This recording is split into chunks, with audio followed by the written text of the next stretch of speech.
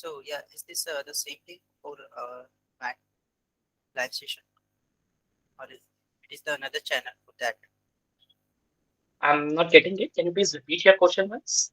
Sir, it is the same channel that previous one, or it is another channel for the Mac too? No, no, Something. it will be the same channel. Looks like there is some mistake that has happened while creating this YouTube stream for the session today. So it will be changed. The channel name will remain the same as it was in the previous term. That is met. So Looks like can the you link share has the been link created with of different. that channel also? Yeah, yeah, sure. That I can do. Just give me a minute. I'll do that. Okay, sir. Thank you.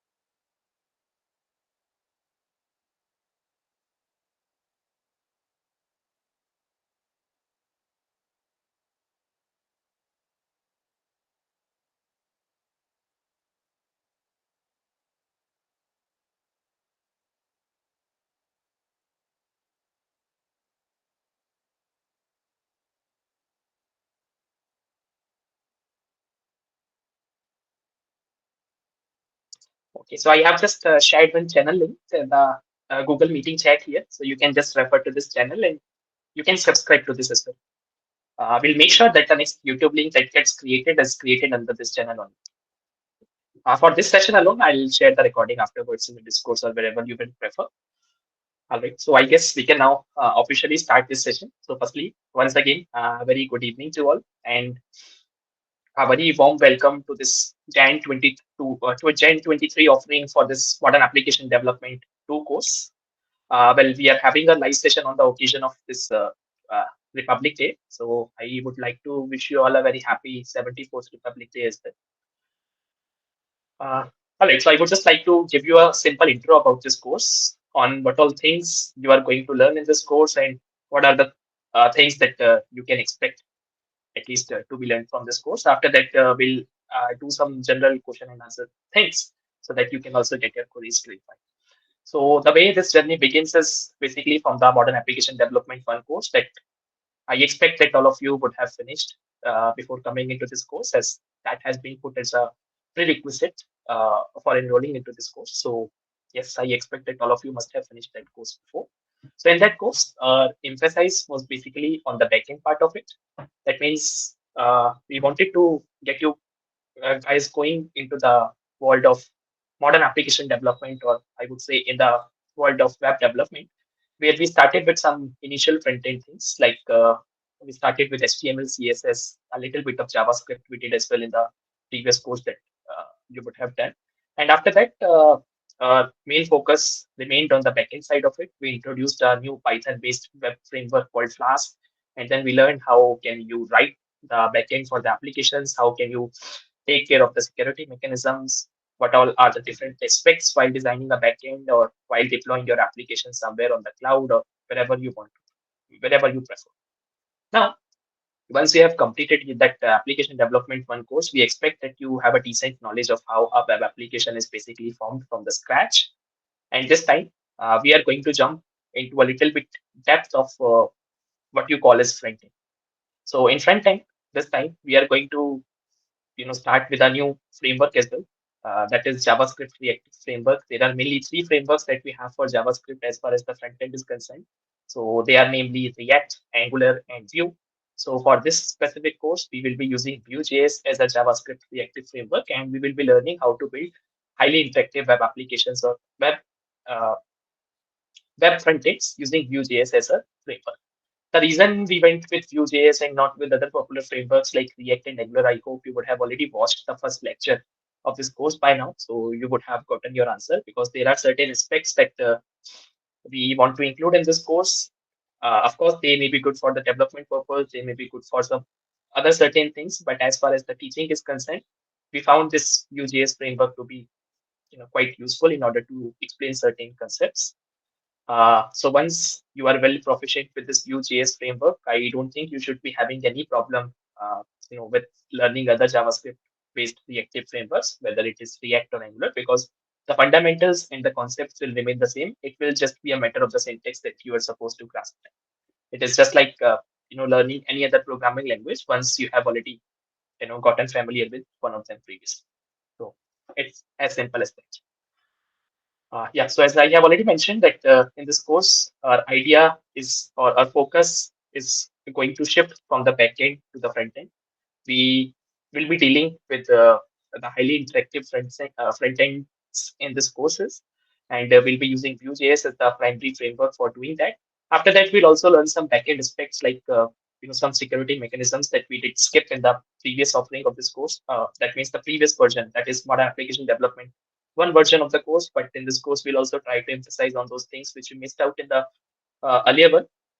So yes, there will be some security mechanisms that you will be learning. And apart from that, we will also learn that how can you improve your backend in case your application is going to scale, how your application should perform well over scale, and what are the mechanisms that you can use in order to scale your application well if you are getting a lot of crowd and a lot of load to your application. There will be certain things that we'll be using for asynchronous job scheduling in the backend so that all your web servers don't really hit hard by the load that the application gets, and all of that load can be basically shifted to some other servers who are specifically designed for handling those high traffic and all.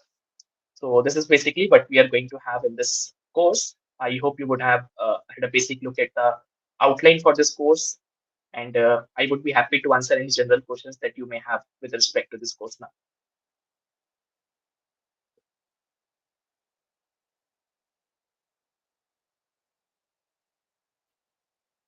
So does anyone has any basic or general questions with respect to the offering of this modern application development 2 course? Any questions regarding what you are going to learn, or is there anything else that you would like to know before we actually begin? Hello, sir. I Yeah, had I one was. question. See, unlike the previous terms, the project this time for Mat 2 is kind of running in parallel with the course itself. Of course, we can do it in the next term if we don't do it this term. But I just wanted to know, in order to get started with the project, which weeks of content should we have been familiarized with before we can, get started with the project or do something, concrete with the project, because it seems to run along with the course. So I think Vue.js kind of starts only in the third week. So I just wanted to get an understanding of how we go about, um, managing both, considering the content of the course. Okay. So since you have already completed modern application development 1 course in one of the terms earlier, so I would say that backend is something that you can start building right now in case the project has not changed from the one that you would have done for Mat 1. In case that has been changed, then you can definitely start working on the backend, because this time you have to develop a full-fledged API that has to take care of all of the CRUD operations that your application is supposed to perform. Right. Right? And once that backend is ready, of course, there will be certain other things that you will have to integrate with your backend once we move forward into this course, as I was mentioning about the asynchronous job scheduling, but that will come at the end of this course, so that part you can leave as of now. Now after that, you will of course have to begin with Vue.js, because the entire front end has to be built with that. Right. Okay. So So things like week authenticated 3 is the API. Yeah. Sorry. Go yes, on. sorry. Yeah. So week 3 is the week that you were mentioning. The Vue.js will get started. So from there onwards, I guess you will at least start gaining some basic knowledge about it, and you will be able to work on your project in parallel in case you are planning to do the project in the same term. But that's something I personally won't recommend anyone, because the deadline for this term for submitting the project does not matter whether you are a person who is going to go for degree in the next term or whatever it is. The deadline is going to remain the same for everyone, and it is going to be well behind the answer exam for the course. So it's going to be too tight for you in case you are planning to do both the courses together, and it may fall heavy on you at the end of the deadline as well. So my personal recommendation would be to do it in the immediate subsequent term, so that you also have complete knowledge of what the course offers and what the problem statement asks for. Okay, Yes, and please go that on. doesn't stop us from moving on to the degree level, even if we do the project next term, is it? Because that will be the only thing that will be left from all the courses. So if you are planning to move to the degree level, then you must complete the project in this term itself. Right, that's why. Okay, that's what I want. Yeah, so that's what I was saying, that the deadline this time will remain the same for everyone. Does not matter which category you belong to.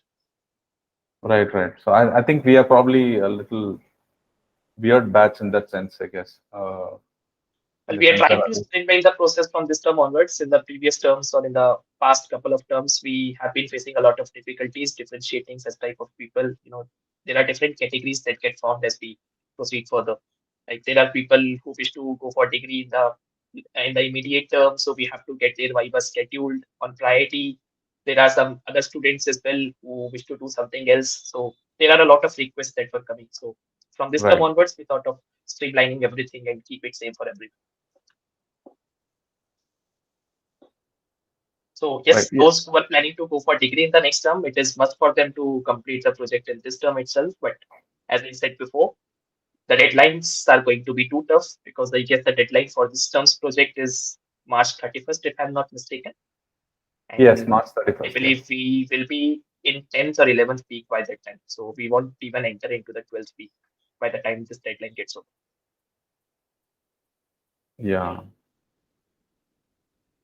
Yeah, so I think that's the only thing. I mean, even had it been a couple of weeks after the end term, we would have managed something. I mean, this just makes it very difficult. So the idea is that we have to get all of the vivas and everything done before the next term actually gets started. So that there are no results pending for those who have gotten admission into the degree level, and there is no term that is provisional admission that is granted to those students who are entering into the degree or something. Right. I mean, had it been provisionally, we could go on to degree subject to completion of project or something like that. It would have been easier, but it used to be like that. It used to be like that in the past couple of terms, but there are certain problems, or I would say there are a lot of problems that we have to address. So yes, we thought of streamlining this way. Yeah. So it just so happens that for people like me, I don't know how many others, but it will be just the project that's left. If we don't do the project this term, we will have to basically spend one full term just doing the project until we go to the degree. But I guess that's an administrative issue. No worries. Yeah, thanks for that clarification. Thank you so much.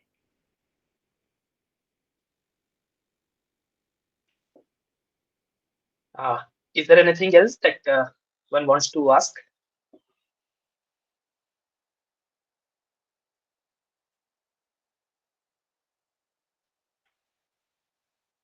Okay, does not seem to be.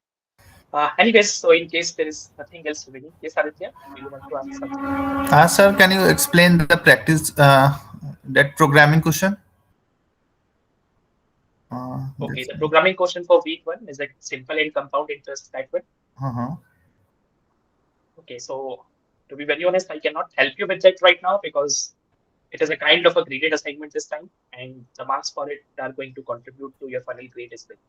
So I cannot help you much in that before the deadline gets over. Okay. Sir? Yeah. Sir, actually, last term JavaScript, MAD1, JavaScript was introduced like little basic, right? So, but Yes. in front end, we are in depth, we are doing JavaScript. For example, the programming question is totally based on JavaScript only. So, Yes. as I didn't know earlier that I have to know JavaScript well-versed to do the assignments and stuff. So, what would you suggest for me to learn? What concepts would help me to, do the programming assignment for the JavaScript question which is there in the graded assignment? The JavaScript programming assignments will only go on till week 2 because the first 2 weeks of the course are going to address the basic concepts of the JavaScript in this course. Okay. So if you are well versed with all of the concepts that have been discussed in these initial 2 weeks, I guess you should be good to go. But of course, there will be certain concepts that we'll be discussing in these live sessions that are happening. Okay. From the exams point of view, from the interview point of view, and everything. Okay. So in case you are not able to attend these live sessions at the time they are happening, I would strongly recommend you to watch them later. They are really going to help you as far as the quizzes, exams, or interviews are concerned. Yes, sir. So, like for the programming assignments, apart from that, I'm concerned about the programming question, which is their compound interest and all those stuff, because I have no idea how to code that. So, like because in concepts also, it is not, it is just basically introduced the variables or declarations and all those stuff. So, will it be covered in week 1 and week 2 so that we can do it in the programming, because the deadline is Feb 5. So I think tomorrow week 2 content will also be released. Yes. So it will be covered, no sir, so that we can do it. See, so the idea of putting these programming assignments here is so that you also get to explore some things from the outside world. Okay. Okay. Not everything can be covered in this course. Not everything can be given in the form of videos or text. There will be things that you will have to browse outside of this Yes, course as sir. well. Yes, sir. Understood. Okay, sir. Thank you.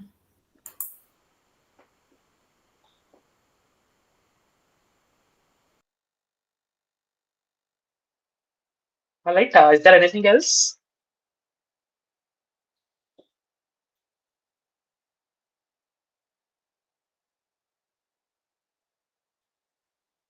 Okay. All right.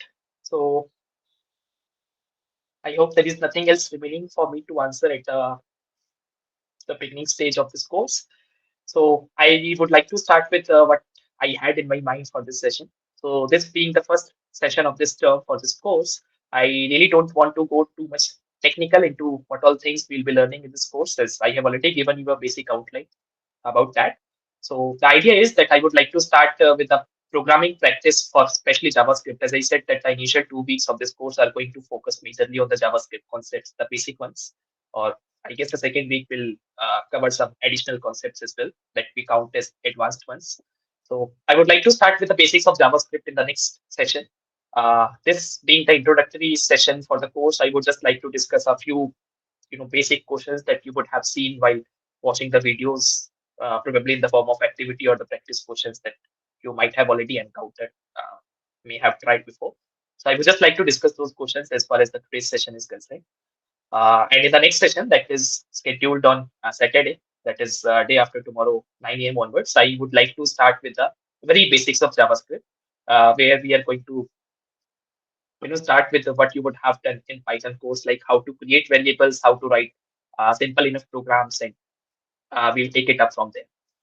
So probably from the next session onwards, these all of the live sessions will majorly focus on the practical part of it, that is the programming part of it, as the idea for the first 2 weeks is majorly going to be on the JavaScript language only, as we expect that most of you may be doing this course or even this language, that is JavaScript language, for the first time. You might be learning it for the first time, and we assume that many of you may have just learned Python that was offered in the foundational level courses, or probably in some uh, other places that you would have learned from.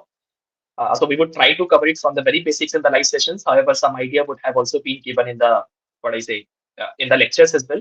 But I would do is whatever the code that was used during the lectures as well for weeks 1 and 2. I try to share the Replit projects for those so that you can also practice those code snippets. And the other suggestion that I would like to give you all is please do attend these live sessions. If not all, please try to attend it for the first 3 weeks, as these are going to form the foundation of your JavaScript language. So in the first 3 weeks, we are really going to focus on the JavaScript basics. And if you do attend this, believe me, you will be able to work with JavaScript in a much efficient manner, because JavaScript is a language that many really hates, and of course, it is a language that many developers love to. All right, so at this stage, what I would do now is I would start sharing my screen. I would open the portal, and would just like to discuss a few assignment questions. We'll start with the activity questions.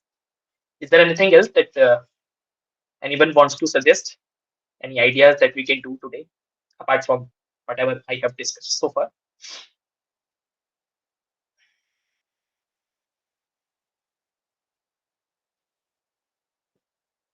Okay, all right. So I would start sharing my screen.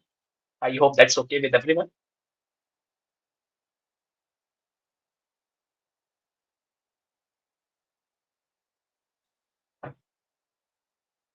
Sure, sir.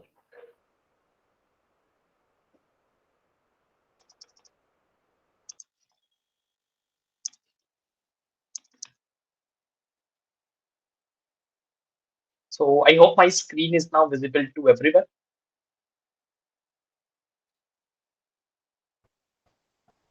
Yes, sir. Yeah. So I have landed on this AQ 1.1 category page. So we are having a number of activity questions for the first lecture. So I guess we can now get started.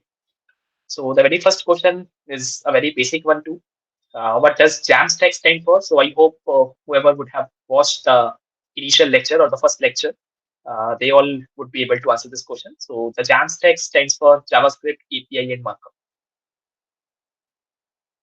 Right. So this is the stack that we are going to use in this course. That means we are going to use JavaScript in order to interact with the API, or I would say in the backend. And with the help of the data that will be returned by the API, we will be generating the markup that will be displayed on the user screen.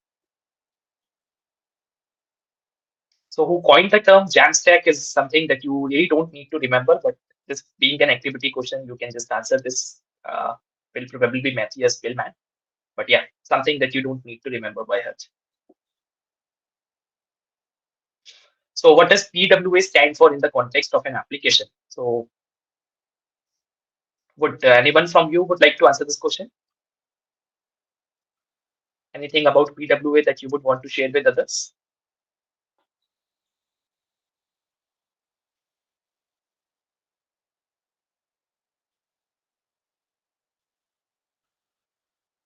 It's called Progressive Web App. Yeah, correct. Thanks, Mayank. So yes, PWA stands for Progressive Web Application, but does anyone want to share the insights about what a PWA actually is?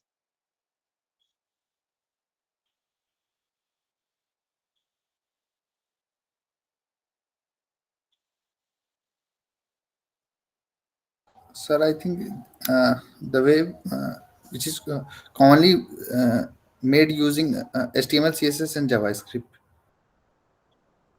Okay, yeah, that is a web application. Okay, but what is a progressive web application? Is it to do with single page applications which dynamically load different That is a parts? different aspect. That is a different thing altogether.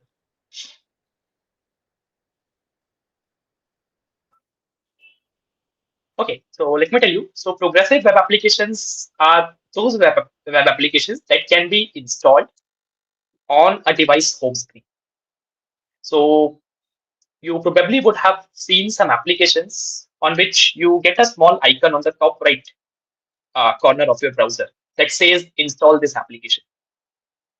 So it might seem weird in the beginning that how do you install a web application? But yes, that is true with the help of progressive web application. So what happens is that it basically downloads the minimal version of that application on the device home screen. And the advantage one gets by installing that so is even if someone is offline or even if the user is offline, that application can facilitate some actions to be performed by the user and can communicate those changes to the server whenever the system connects back to the internet or whenever the internet connectivity comes back. Okay, so I would like to share some examples of this progressive web applications as well. But with the definition that I have just given, does anyone know any example? Maybe you would have seen.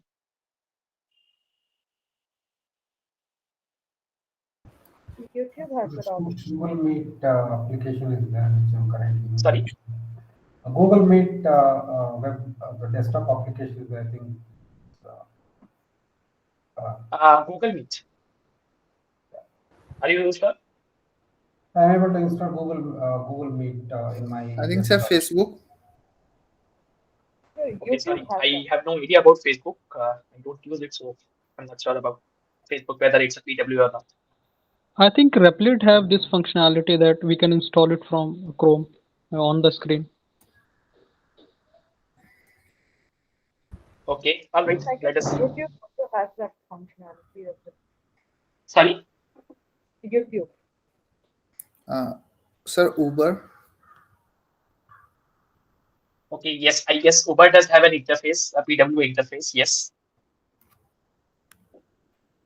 By the way, any one of you has tried using Spotify as a web application? Maybe you would have used it as a mobile app.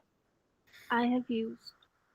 Okay, so when you open this Spotify application, what you get to see is basically a small download or install icon at the top right corner of your browser. So let's say if I try to open it right now.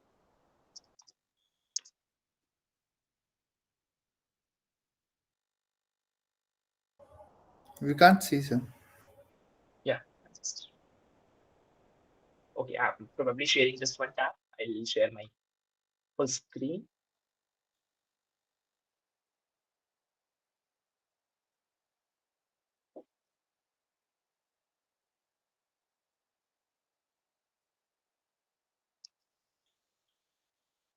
Okay, so I hope my screen is now visible to everyone, and all of these three tabs on the top of my browser are also visible.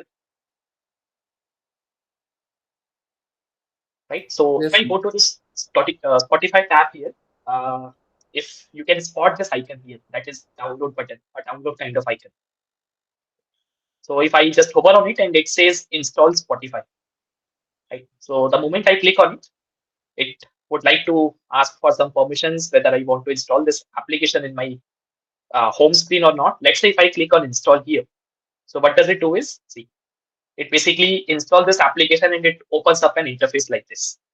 Now, when you will see this interface for the first time, you might be confusing it with a desktop-based application, but it is not a desktop-based application.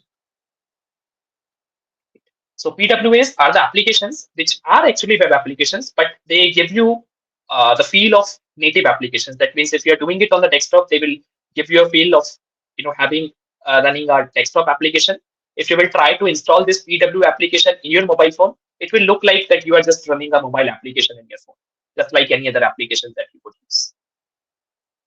So this is just to improve the user's experience, because sometimes it may happen that with web, due to bad internet connectivity or whatever the reason is, you might not be able to interact with the applications in a very efficient manner. But having this PWA version of any application enables the user experience in a much efficient manner, because as I mentioned before, it makes use of some service workers. What are these service workers? What are the manifests? These are the things that you will get to learn as we'll move forward into this course.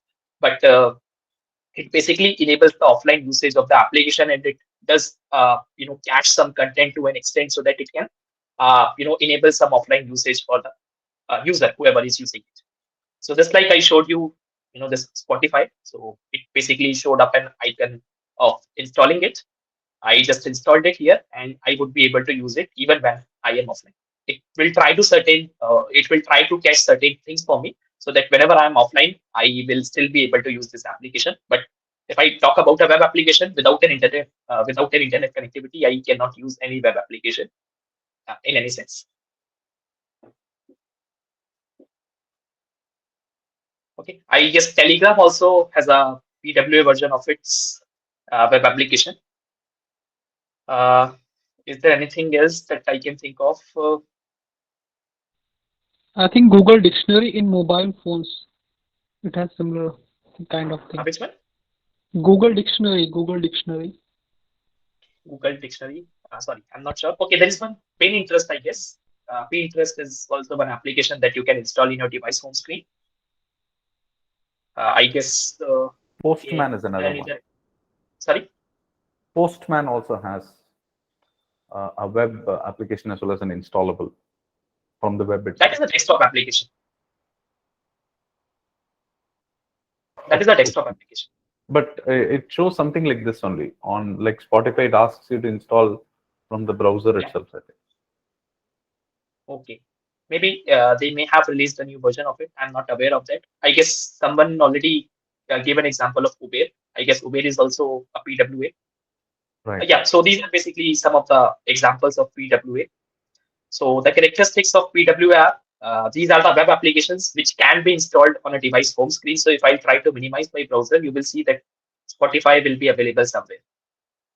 So you can see this Spotify being available here. And if I just double click on it, I will be able to open this application. Okay, so I don't need to visit the browser again in order to see this application or in order to use this application. But well, if you look at this interface, you might not see any interface of using a browser here, but this application is actually making use of a browser in the background.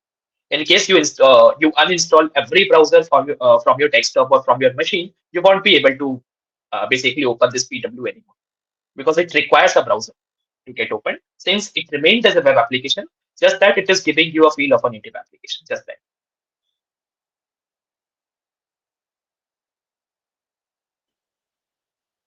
Okay, so this is what a progressive web application is. You will also get to build some PWAs in this course going forward. However, emphasis won't be more on this aspect of it.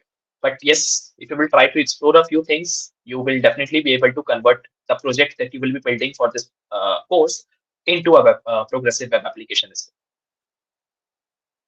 So yeah, PWA basically stands for progressive web app, and we have already discussed what all are the characteristics of a PWA. Now the next question that comes is basically for SPA. I guess someone of you was already discussing about SPA before. Yes, would anyone like to share insights about what an SPA is?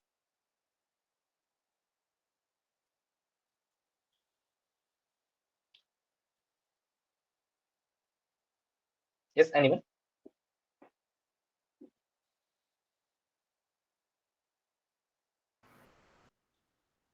So it's basically a single page app, as in you basically do it with one URL with dynamic upload loading of sections, either using Ajax or JavaScript.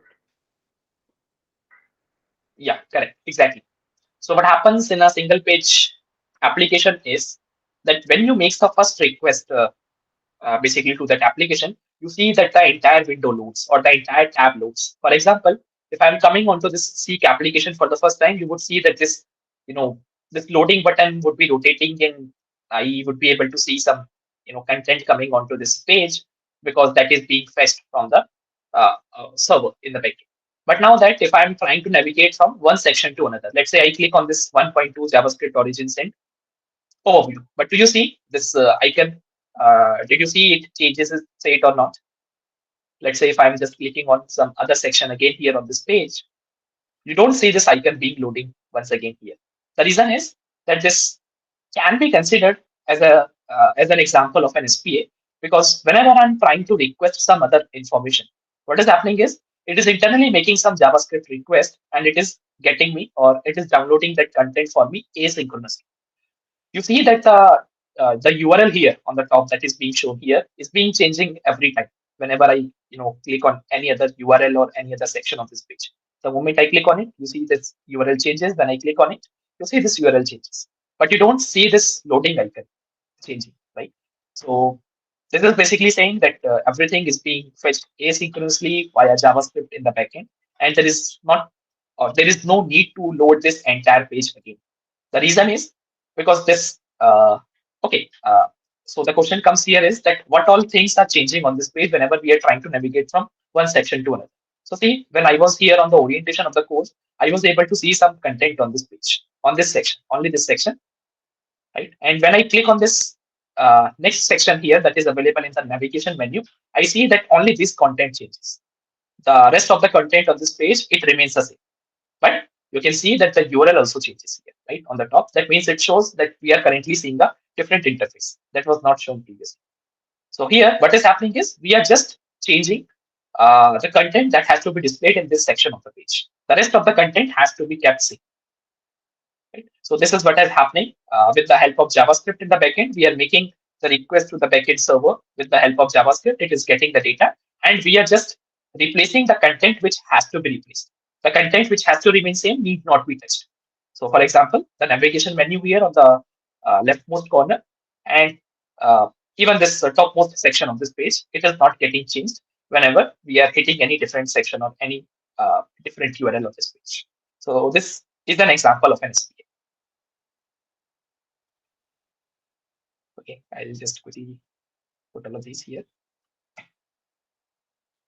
Yeah. All right. I hope you got a basic idea what a single page application is. So single page application is something that we will definitely build in this course going forward.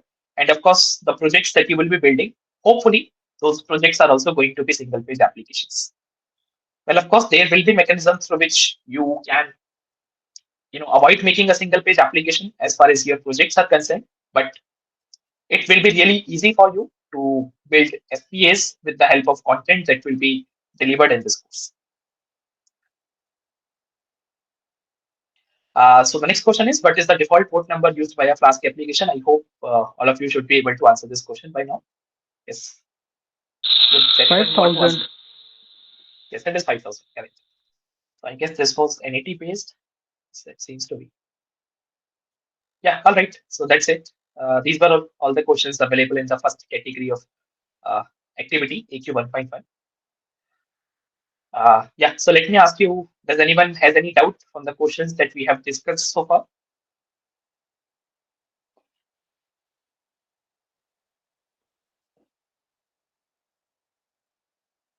I hope you would have gotten a basic idea about what a PW application is or what a single page application is. Many a times these two terms are basically confused a lot. Uh, so there is basically no line that is drawn between the two, that when an SPA becomes PWA and vice versa. So you must be clear with the concepts. These two are basically two different things and they should not be treated the same.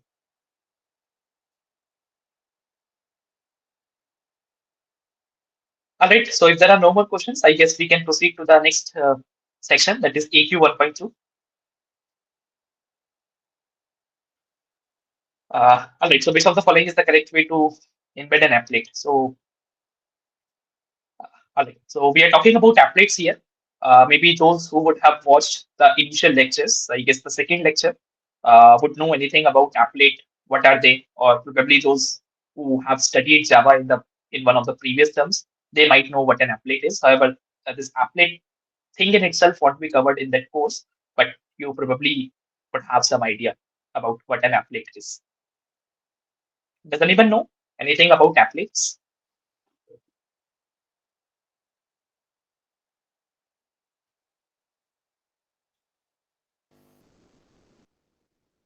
Anyone? In the Java course, we learned AWT and Java Swing, which is used to create GUI, GUIs. Yeah. right? And but I'm assuming applets are really that kind of code, but can be embedded in a HTML Yes, exactly. document. But we have not implemented it in Java. So Java, we just stopped with Java Swing GUI, and that's.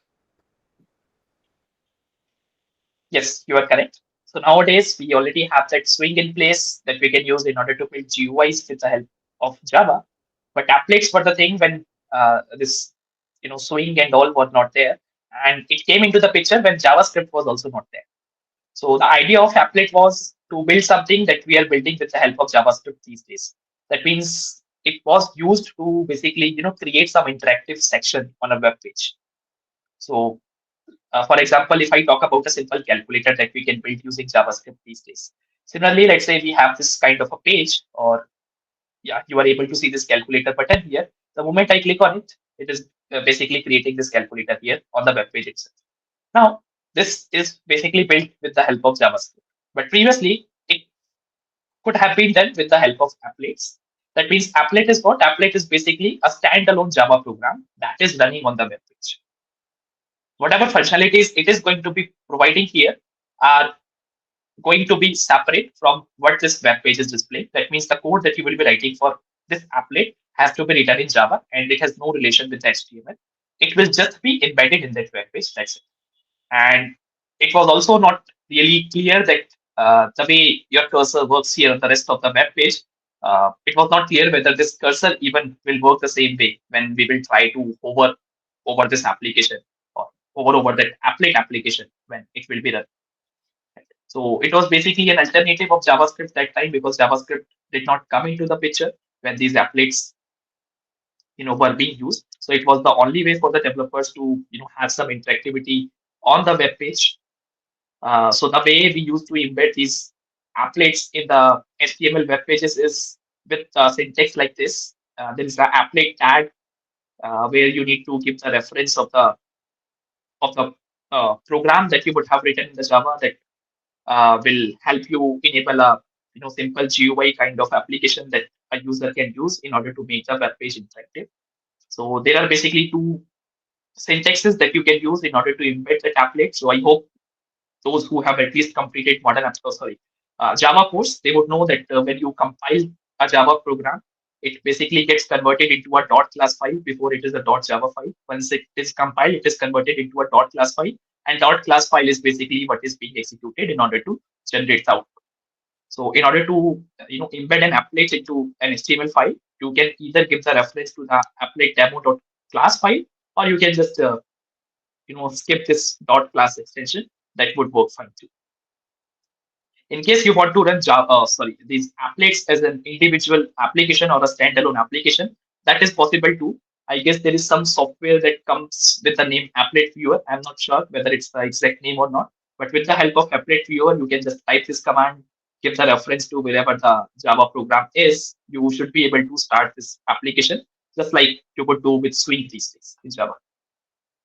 Okay, but in today's world, the support for applet has been taken back. All of the modern browsers, for example, I'm using Chrome these days, so Chrome has already taken back the support for applets because it requires JVM to be running on the browser in order to run these applets on the web pages, and these JVMs are not too popular these days, so that's why the support has already been taken back and applets are not being used anymore. So it is basically just asking that which all are the correct syntaxes in order to embed an applet in a web page or in an HTML. So both first and second are the correct options in that aspect. So since applet was just a tag, just another tag in the HTML, it will also have certain properties, some attributes in it. For example, the first attribute was this code. The other attribute is being asked in the second question here. That is ALT attribute. So basically, what this attribute is meant for, it is used to display alternative text in case the browser does not support Java or in case JavaScript is disabled in the browser. Well, we have already discussed that applet has nothing to do with the JavaScript since all of these programs used to be written in Java. So JavaScript has no role to play. So the first option is the correct answer here. In case the browser does not support Java or it does not have a proper JVM running in order to run an applet, then this ALT tag can be used in order to display the relevant text to the user in case the browser does not support it. But nowadays, of course, applets are not being used and most of the browsers have taken their support back from it. And just like we have an ALT tag in case of images, if the image could not load due to any reason, so the text that was given to the ALT tag would be displayed. Similar way, this ALT attribute in case of applet tag would be displayed when the browser does not support JVM.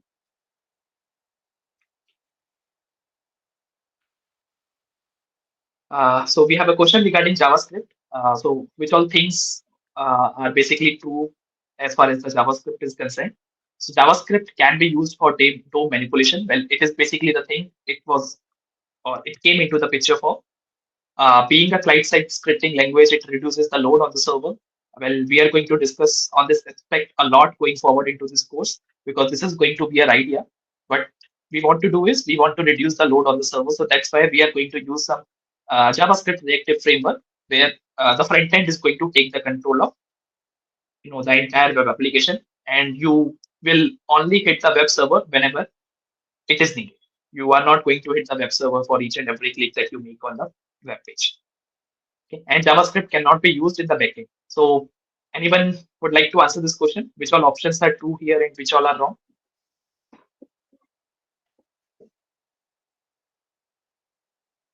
I think the first two options are correct, sir, and JavaScript cannot be used in the backend is not correct, I guess.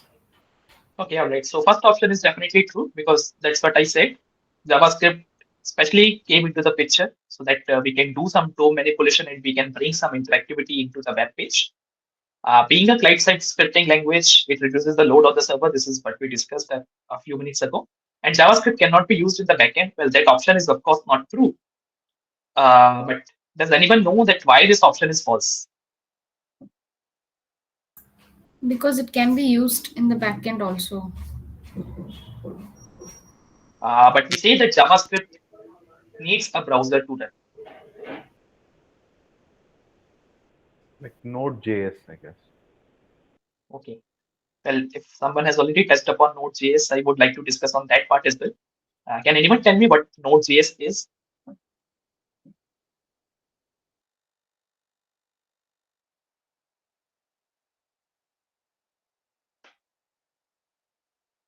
But my simple understanding is that it is a bit like server-side language. I mean, it's JavaScript, but you can implement it on the server side to do your controllers and so on. That's my vague understanding. Unlike a front-end development, it's closer to Python in that sense. Okay. Well, Node.js is basically a JavaScript runtime. Right now, what this runtime is, a runtime is the same as that of a browser. We say that JavaScript can only run on browsers. Why? Because browser is basically a JavaScript runtime. Now, what is this JavaScript runtime? And since JavaScript is a programming language, we also need some kind of interpreter or a compiler in order to understand that code and execute, or probably convert it into the machine level coding and then execute it. So there are quite many terms or technical terms that one has to get familiar with in case he or she wants to understand the basics of JavaScript and how a basic program written in JavaScript is basically executed, like you would have done it for Python before. So let me just try to give you a few insights about what all these technical terms are. There are mainly two terms that we use quite often, while talking with others. One is JavaScript engine. The other one is JavaScript runtime. Right? So firstly, in order to understand both of these things, you can understand that JavaScript runtime is basically a big box, and JavaScript engine is a small box that has to be fit inside JavaScript runtime. Okay. So what a JavaScript engine is? A JavaScript engine is just like any other compiler or interpreter. Well, previously JavaScript was used to be a interpreted language, but these days we are using JIT compilers. So well, differentiating them has become a little bit difficult for us. But anyways, JavaScript engine is basically a kind of interpreter. And what an interpreter does is it basically parses the code, tries to understand what is it, and converts it into the machine level code, and then it executes. That's what a JavaScript engine does. There are quite many examples of JavaScript engines that are available these days. The most popular one is V8. So V8 is the JavaScript engine that is being used by the Google Chrome browser.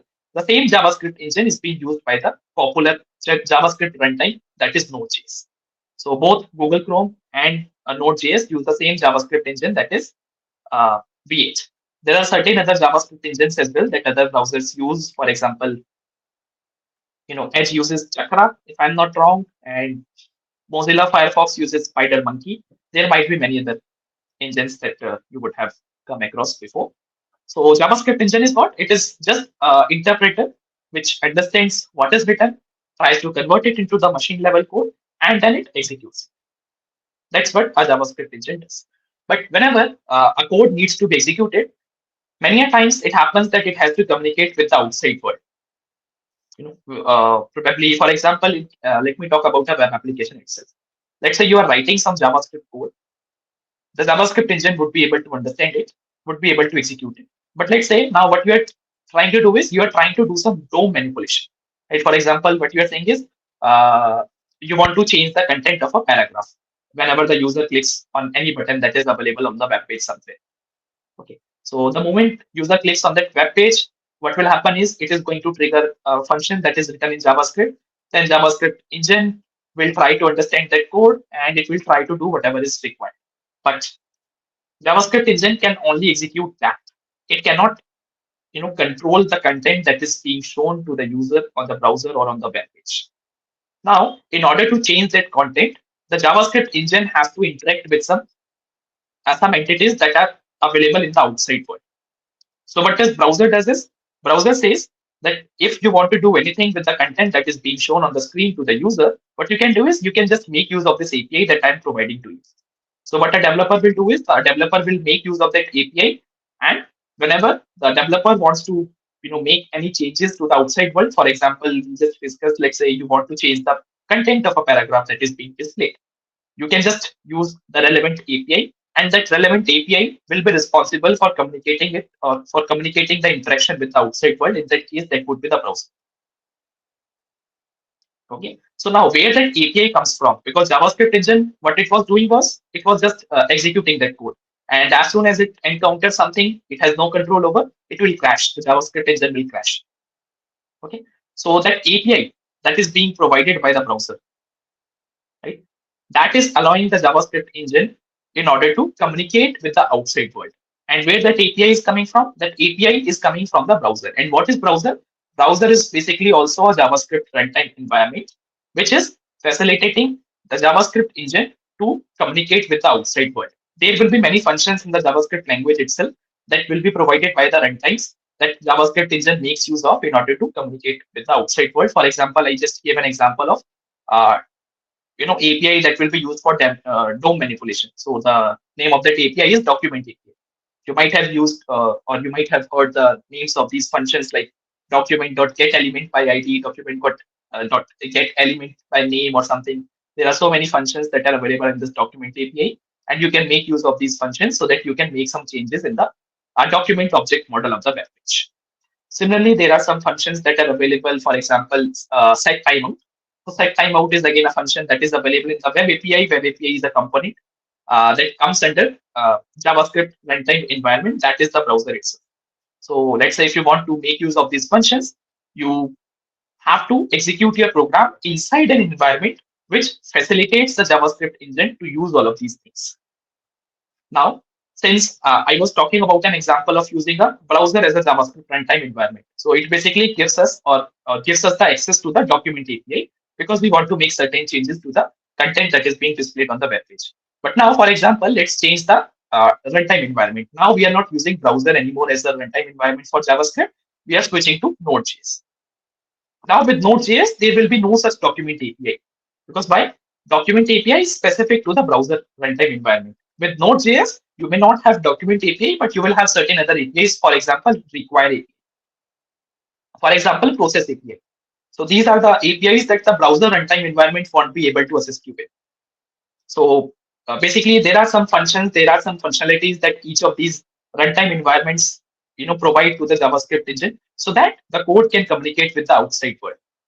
So there are these two terms that we use quite often whenever we discuss about how a JavaScript program is executed. I am going to discuss it in detail in one of the sessions going forward, that how the program gets executed and how this JavaScript engine passes the code line by line by putting breakpoints at each and every line. That we'll discuss in one of the sessions going forward. But yeah, for now, what you can understand on a very high level is that JavaScript engine is something that reads, analyzes, and executes the JavaScript code. But whenever it needs to communicate with the outside world, for example, the example that I just mentioned, changing the content of a paragraph, it needs to make use of some APIs that will be provided by the runtime environment. Okay, for example, in the same way for Node.js, you want to make use of some other module, right? So you will be using required API in that case, right? So you will have to get all of the files that have to be downloaded for installing or for using that module, and you will make use of required API that will get you all of that code, and you can make whatever functions that you want to use in your program. Okay, so Node.js is what? Node.js is a JavaScript runtime. What does it do? It facilitates the JavaScript engine with some of the functions that will be required for it to communicate with the outside world. There is one more thing that JavaScript engine or JavaScript runtime provides to the engine, that is event loop, or probably the callback queue that you would have heard about in the first week's lectures as well. Not sure if you have watched those lectures by now, but as you will start watching those lectures, you will get to know that there is something called event loop that, of course, we'll discuss going forward. So that event loop is basically a very powerful feature in the JavaScript language, and that facilitates JavaScript engine in a lot of ways. We'll see that how JavaScript can perform asynchronous operations despite it being a single-threaded language. That is all possible because of event loop. So this event loop, it also comes into the picture because of JavaScript runtime environment. JavaScript engine is what? JavaScript engine just has a call stack. That means whatever has to be executed has to be put into the call stack. JavaScript will do that, and it will of course have a heap memory space so that it can allocate some memory space to the variables whichever are created in the program. But all other things have to be provided by the runtime environment. That's why every JavaScript program has to be executed in a runtime environment, which will provide some functions or some APIs, right, that developers can make use of. Well, I hope you would have gotten a basic idea about the differences between JavaScript runtime and JavaScript engine.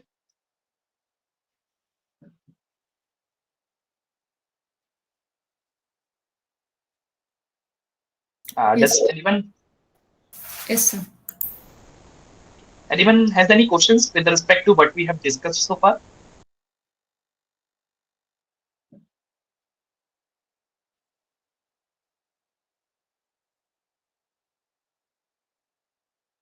Okay, I guess no. All right, so this third option here, JavaScript cannot be used in the backend, is a wrong option here, because we have already discussed a lot about Node.js. What is it? It's a JavaScript runtime environment, and you can make use of it in order to execute the JavaScript programs even in the backend by installing Node.js there. Okay, so initially, of course, JavaScript was meant to work with browsers, but after certain years, it was observed that JavaScript has a lot of functionalities, and we should be bringing it out of the browser so that we can make use of all of these functionalities somewhere else as well. So that's where this Node.js and whatever other runtimes are available these days for JavaScript, these come into the picture, and JavaScript started working in the backend or every other place. So which of the following can be considered as advantages of JavaScript language? DOM manipulation, we have already seen. Asynchronous processing is what we are going to see in the upcoming lectures. Event loop is one of the things that I just touched upon. Of course, you will get to know more about it in the week's 2 lecture. So the answer to this question is going to be all of the above. So all of these are basically the advantages. I told you that with the help of JavaScript, we can also do some asynchronous operations despite JavaScript being a single-threaded language. Single-threaded means it has only one call step. That means only one statement can be executed at once.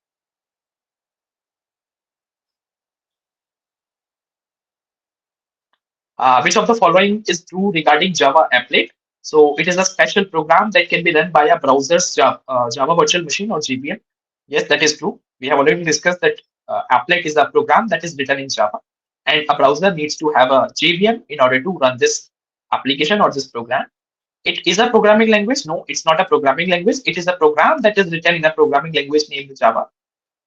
So applets are, sorry, it is not a correct option. So applets are written in Java. Yes, that's true. And it can be embedded in HTML document, of course. This is what they were meant for. Which of the following web browsers evolved from Netscape Navigator? So I hope all of you would know that the Netscape Navigator has Mozilla been evolved. Firefox. Yes, Firefox. All right. So does anyone has any questions from whatever we have discussed so far? So we have completed AQ 1.2 section. Please let me know in case anyone is having any questions till now.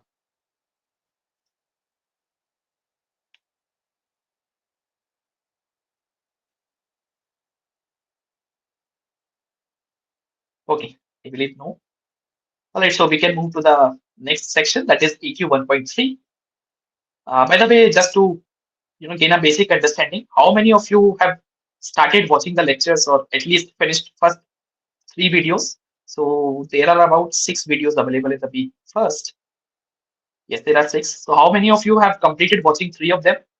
The initial 3? You can just raise your hands.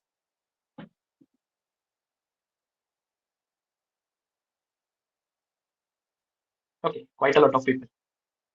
Is there anyone? Okay, you can lower your heads.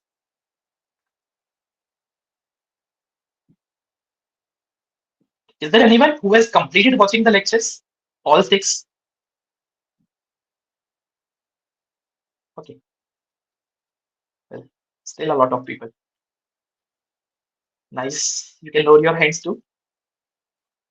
And has anyone completed solving all the activity and practice-based questions for week 1?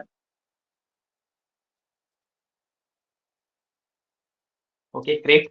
So I hope, or I at least expect these people to be interacting in this session at least. Like if not the others, they may not know a few things here and there, but you guys have already completed all of these questions, so I guess you should be interactive in this session. All right, so we shall proceed with the EQ 1.3 section. So very first question here is, which of the following encoding does a JavaScript engine use in general?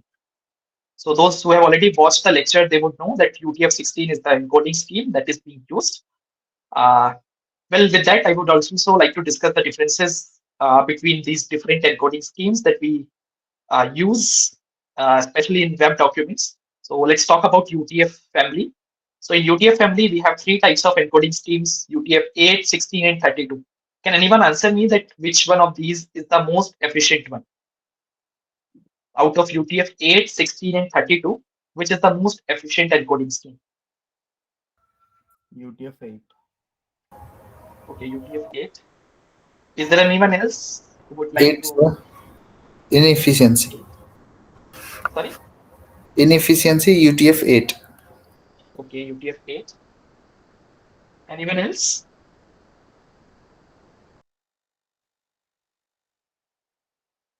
All right. So those who have answered as UTF-8, can anyone of you please explain that why UTF-8 is the most efficient encoding scheme?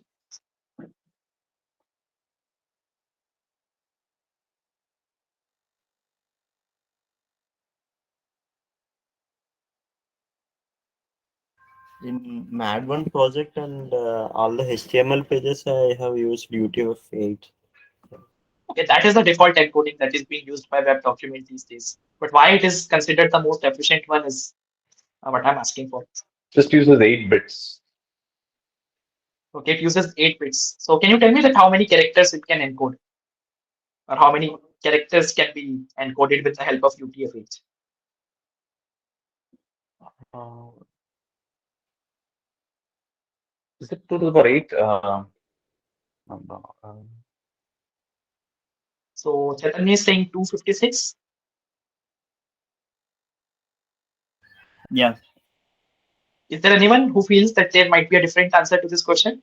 The number of characters that can be encoded with UTF-8 is what the question is.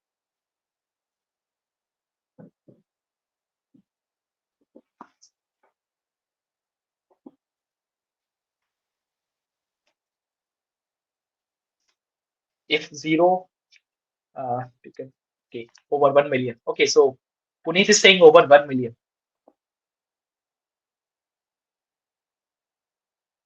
So Puneet, according to you, which one is the most efficient encoding scheme? Is it still UTF-8 or does it differ?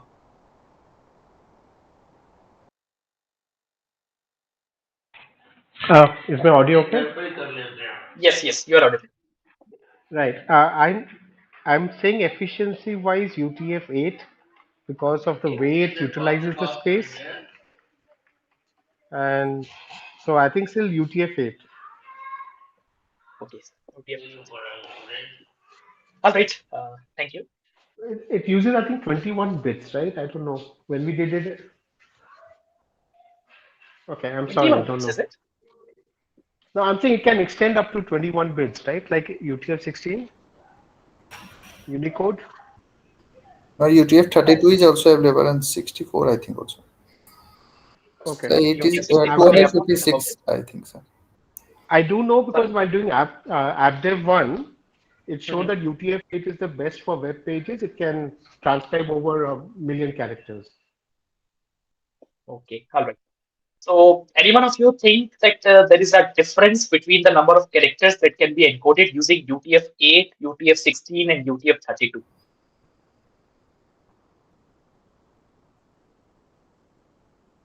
Do all of these three encoding schemes can handle all the characters that are available in today's world, or there is a difference?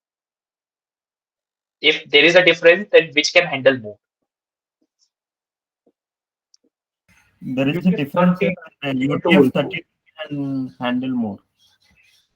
Okay, UTF-32 can handle more. So, in that sense, UTF-16 should be able to handle some numbers less than UTF-32, and UTF-8 should be handling the least, right? No, but UTF-8 can extend, right? It can become more. It can take more bytes if Yeah, I'm needed. coming to that. Yes, I'm coming to Right. that.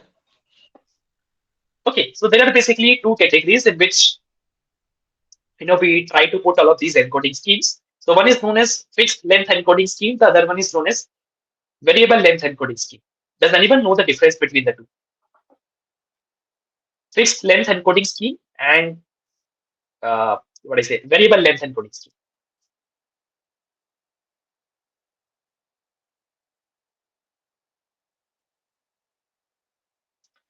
So see, the difference is that in case of fixed length encoding scheme, it is always going to use the same number of bits for each and every character that it can encode. Okay. So for example, UTF-32. UTF-32 is a fixed character or fixed length encoding scheme. That means it is always going to consume 32 bits in order to encode a given character. Now, it does not matter whether that character is A or that character comes from a different language set. It is always going to consume 32 bits. Now, what happens in case of a variable length encoding scheme is that it can basically change its size, or it can basically consume more number of bits in case it is required. Now, the examples for variable length encoding schemes are UTF-8 and UTF-16. So what happens in case of UTF-16 is that there are some languages or some, I would say, character sets that can be encoded with the help of 16 bits only, and there will be some language sets that will require 32 bits in case of UTF-16. Right? So there will be some language sets that can be encoded with the help of 16 bits only, and it can even extend up to 32 bits. That's how variable length encoding works. Right? That means it is, of course, going to encode as many number of characters as UTF-32 can encode, just that it can be a little bit more efficient than what UTF-32 is, because it is able to encode at least a few of those characters or a few of those language sets with the help of less bits. That means 16 bits. And UTF-32 is taking 32 bits for each and every character, despite or irrespective of whichever language set is being used. Now, when we come down to UTF-8, so UTF-8 is also a variable length encoding scheme. What it can do is it can encode a given character in either 8 bits, 16 bits, or 32 bits. That means there will be some language sets that can fit into 8 bits. There will be some language sets that can fit into 16 bits. There will be some language sets that can even take up to 32 bits in case of UTF-8. So if I talk about that the number of characters each of these encoding schemes can handle or can take up to, there is no difference. That means all of them are able to handle each and every character that is available in the Unicode today. Right? So as Puneet mentioned before, that over 1 million, that is true. All of these encoding schemes are capable of encoding each and every character that exists today. Okay, and even if there is some extension to the number of characters that we are having today, I guess they will still be able to incorporate those things. But what is the difference between them? The difference is this fixed length and this variable. Okay, for UTF-32, we have already understood that it is the most inefficient. Well, I would not say most inefficient, but yes, in one sense, we can say it is the most inefficient encoding scheme because it always consumes 32 bits. Does not matter what language set you are using. Now, when we come down to UTF-16, it might be a little bit more efficient than UTF-32. And when we come down to UTF-8, it can be more efficient than UTF-16, but not in every case. Now, here you need to understand this part. I mentioned before that UTF-8 can get extended up to 32 bits. That means it can either encode a character in 8 bits, 16 bits, or 32 bits, depending on the language set. Now, what happens is it may be possible that there is a language set, the characters of which are taking 32 bits to be encoded in case of UTF-8. But when we go to UTF-16, those characters or that language set can take only 16 bits in case of UTF-16. So if you are dealing with a web application that only has the characters from that particular language set, which uses 32 bits in UTF-8 and 16 bits in UTF-16, what do you think? Which one is going to be the efficient encoding scheme for you? If that is the context I have just explained.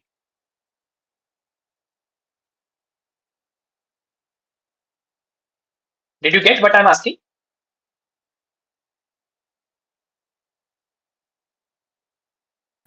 Yes, sir. Okay, so if I made myself clear, would anyone like to answer?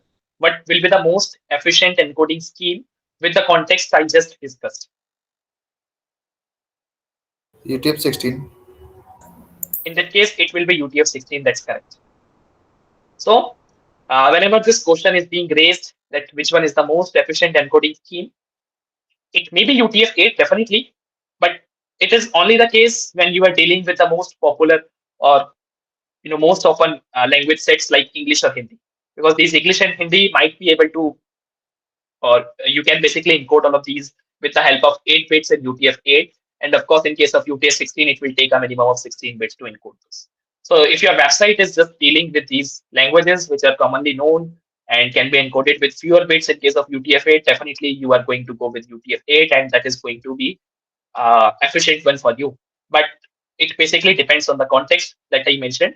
There may be some languages set that will consume less bits in case of UTF-16 and may take more bits in case of UTF-8. So whenever you were to answer this question, you have to first check the context, like what all are the characters your web application is going to deal with, and then only you will be able to make a appropriate call. Okay. So is that thing clear to everyone?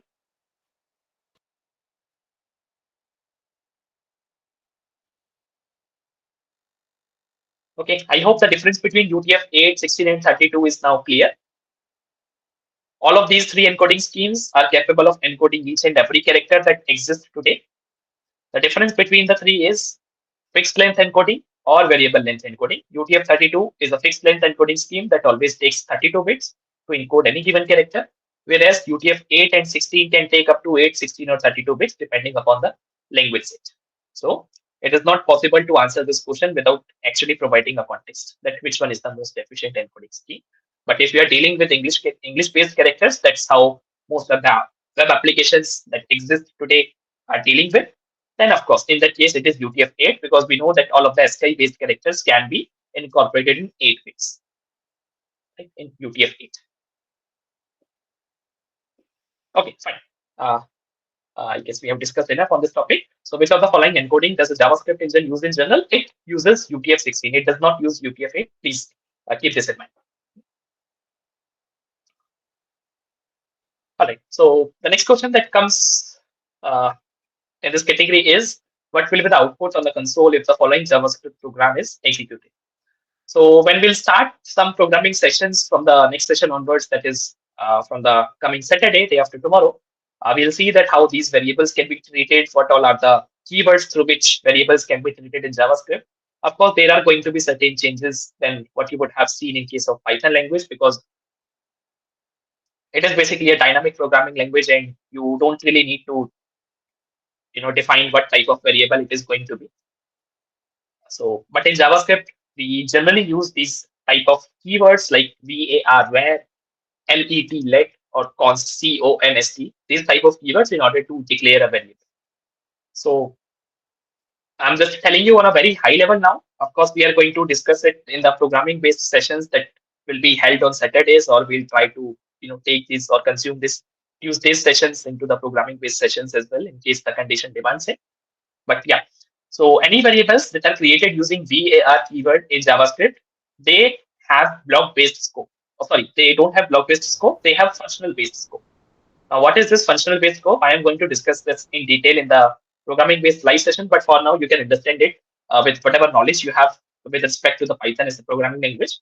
So what happens is whenever you create a function, let's say in Python programming language, and you create a variable within that function scope.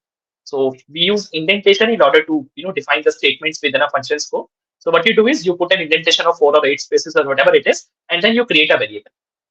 Now, when you are creating a variable inside a function's scope, then that variable cannot be used outside that function scope, is what a function-based scope is.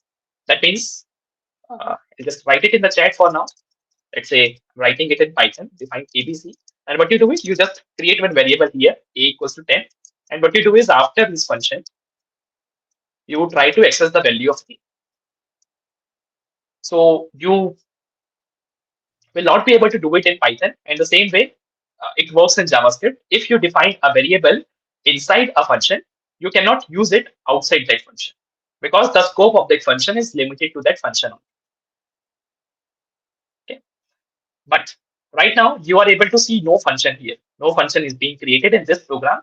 Right? There are just 4 lines of code in this image, in this black image that you can see here. So there is no function that is being involved while writing this code. That means this variable that is created here, x, is available throughout the program because there is no function at all. Just give me a minute, please.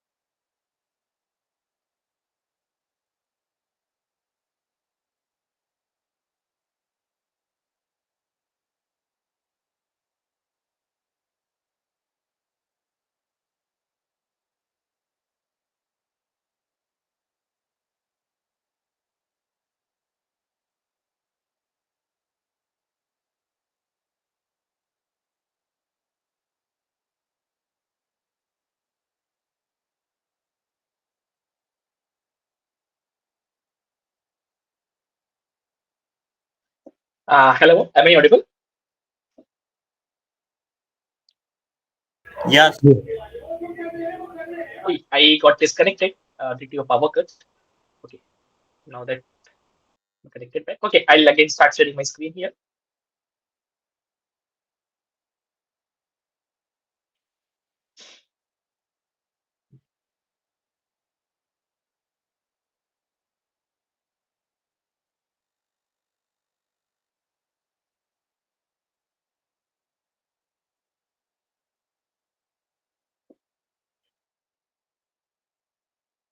Okay, is my screen visible too? Yes. Yes, sir. So we were discussing about keyword VAR. What I was telling is that VAR has a functional scope. That means if this variable is created inside the scope of a function, that means the scope of this variable also gets limited to that function definition only. But since there is no function involved in this program that is being shown here, that means the variable has a lifetime and has a scope throughout the program. That means this variable can be used throughout the program and the value of it will be exist. Or it can be accessed at any point of time in this program. So console.log is basically a statement that is used in place of print in Python. With the help of print, you try to show something on the console or on the output screen. Similar way, in case of JavaScript, if you want to debug some things, you want to show some messages on the browser console, then we use console.log, and we basically provide the value that we want to be displayed. So here we are saying x is the variable, and x is holding the value 5, so 5 will be displayed onto the console. So in order to show this, I can even show you here. Just a minute, I'm switching my screen.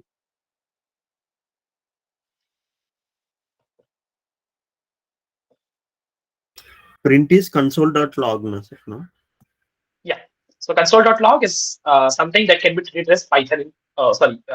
Print in Python. In Python, we use print. In JavaScript, we use console.log. Okay. It's like I'll have to. Are you able to see my browser console? Yes. Yes, sir.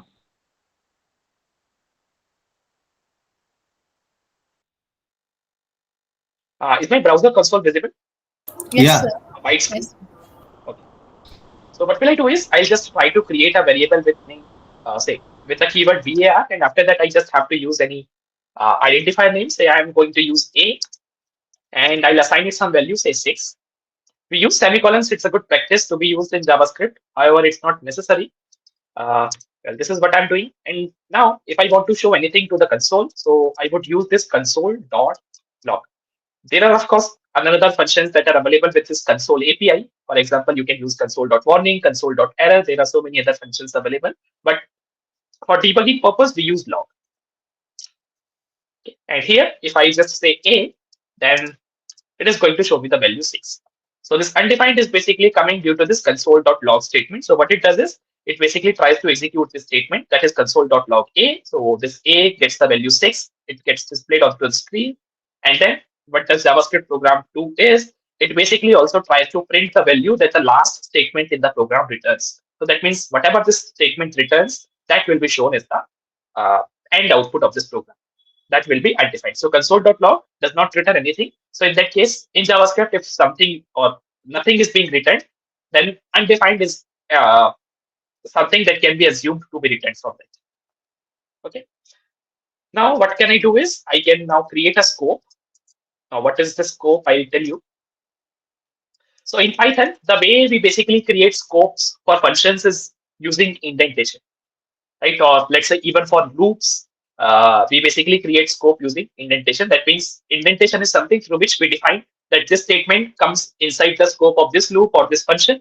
And whenever we move out of that indentation, it is implicitly assumed that the definition of that function or that loop is over. But if you would have done or studied programming languages like C, C++, or Java, you would see that there is nothing like indentation in those programming languages. And we use these curly braces in order to define a scope of a function, of a loop, or whatever it is. However, if there is just one line that is available inside a loop, then there is no need to use these curly braces. But whenever you need more than one statement to be put inside the scope of a loop, then you need these curly braces. So what I'm going to do here is I'm going to create a variable inside a local scope. So this is how we can create a local scope. So what I'm doing is I'm creating a local scope or a local, it's a local scope, and I'm creating a variable inside that, let's say with the name B, and I'm assigning it a value 8. The moment I do this, nothing is going to happen. It is just going to show undefined because that's what I mentioned just a few seconds before. That in JavaScript, it always prints the value of the last statement that it executes. And if something does not return anything in JavaScript, then it is assumed to be undefined. Now, what will I do is I will try to print the value of console.log p. Now I should be getting 8. And that's what I'm getting here. So you can see that even if I have defined this variable inside this local scope, I am still able to access it outside this scope. The reason is that VAR variable, it is, VAR keyword, it is used to create variables having functional based scope. And if there is no function that is involved in that program, then any variable declared using VAR will be having a global scope. That means they can be used throughout. But the same thing is not true with some other keywords that we use to define variables. One of them is basically let, L-E-T. So what I do is, let's say if I create a variable C equals to say 9. And now if I say console.log and I try to access the value of C, so what you will find here is you will find an error that C is not defined. The reason is because this time we use let as the keyword to define this variable. And whenever we use let as the keyword, or let's say const as the keyword, then those variables created using these keywords will be having block-based scope. Block-based scope means within the parenthesis only. That means if they're created inside a set of parentheses, they can only be accessed or used within those set of parentheses only. They cannot be used anywhere outside that scope. Okay, so in case you want to create global variables, what you can do is you can also use let keyword in order to create that, but make sure that you create this variable outside these set of parentheses. If you create it inside these set of parentheses, that means it becomes local to that particular scope. Okay. Well, of course, all of these things we'll discuss in the programming-based session that we are going to have day after tomorrow, that is on Saturday. I'll come back to the screen. I hope the question is again visible now. Yes, it is. Yeah, so in that case, we have already seen that the output that we'll get in this case is going to be 5 because we were using VAR as the keyword. If we would have used let here, LET, in that case, the output would have been a reference error. So which of the following operators is used to avoid coercion in JavaScript language? Does anyone know what coercion is? It's a type conversion. So like when a string and int is compared, JavaScript sometimes converts the string to int or vice versa based on the situation. So to avoid that, we use that 3 equal symbols, which is also known as strict equality. Exactly. Thanks for the great explanation, Anushka. Yeah. So those who would have done languages like C, C++, or Java, we call this term with a name typecasting then. Right. So typecasting means converting a type into another. Right. A data type into another data type. For example, int to character, character to int, or whatever it is. But what happens in case of JavaScript languages is it implicitly does a lot of conversions. Right. And sometimes those conversions are not really fruitful. That means you will end up doing something that you never wanted. No, let's say you will end up converting a string into a integer, and that is going to ruin the entire program. So in order to avoid such implicit conversions that this JavaScript makes, we use this strict equality operator, that is this triple equals to.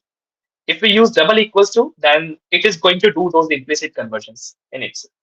And if you don't want those implicit conversions to happen in case of JavaScript language, then you must use this triple equality operator or this strict equality operator is what we call in JavaScript.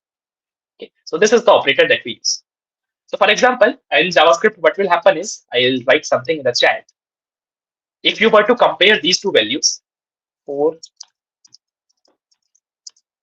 equals to 4. So I have just written a simple expression in the chat here, in Google Meet chat. If you will do something like this in JavaScript, well, I would just like to ask you that what this expression will return in case of any other programming language, let's say in Python.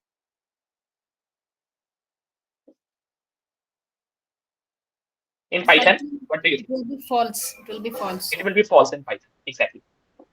But in case of JavaScript, if you will try to execute this expression, you are going to get true. True, why? Because we are using double equals to, and JavaScript is going to do some implicit conversion. It is going to convert this string into this integer, that is 4, and it will say that yeah, both of these values are same, and it is ultimately going to say true, which should not be correct. Right? So in order to avoid that implicit coercion, what we can do is we can use an expression like this. Instead of using double equals to, we can use a strict equality operator. That means we should use 3 equals to. Okay. So this is what is used in JavaScript to avoid implicit typecasting. Which of the following have a block level scope in JavaScript language? Well, this is something that I discussed a couple of minutes back. With the help of var keyword, we create variables having function-based scope. And with the help of let and const, we create variables having block-based scope. So let and const is basically the correct answer to this question. What is ECMAScript? So in order to understand ECMAScript, you will have to go to a little bit of origins of how JavaScript was formed. So JavaScript was actually basically, or it was formed, or it was created or originated for a particular browser that was Netscape Navigator, which we call Mozilla Firefox today. So the company that created this language, of course, the name of this language was not JavaScript before. I guess it was Mocha. After that, it was renamed to TypeScript. Sorry, not TypeScript. It was LiveScript, and later it was renamed to JavaScript because Java was quite popular at that time. So I guess the name was chosen in order to gain some popularity. But yes, it has gained the popularity these days, and it is considered to be the most powerful language these days. So basically, what is ECMAScript? ECMAScript is a JavaScript standard. So when the company that had that Microsoft, so it basically created this language and it handed it over to the ECMA organization, and that ECMA organization used this language in order to basically create a standard for the scripting languages to be used inside the browsers. That was the purpose. So what does ECMA organization did was it took JavaScript and it used all of its features and all in order to create a standard. And whatever languages that came later, they were all based on a particular standard that was released by ECMA based on the JavaScript language. Okay, so why that standard was created? So that the interpretability across the browsers can be maintained. For example, if a web page or if an HTML document having some set of JavaScript code is being executed, let's say on Google Chrome browser or on Mozilla Firefox browser, then there should not be a difference. The way that JavaScript executes or the way user experiences that web page or whatever it is. Okay, that means the experience should remain the same. The way content gets rendered should remain the same. So in order to maintain or ensure the interpretability of the web pages, this ECMAScript was basically created as a standard for the scripting languages. So JavaScript is also known as ECMAScript. So it is a JavaScript standard. It is a markup language. No, it is a programming language. It is not a markup language, and it was designed to ensure the interpretability of web pages across the browsers.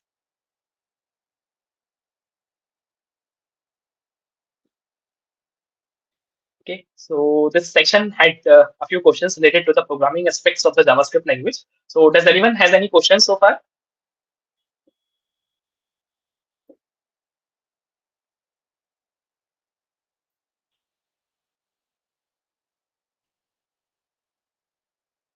Any questions?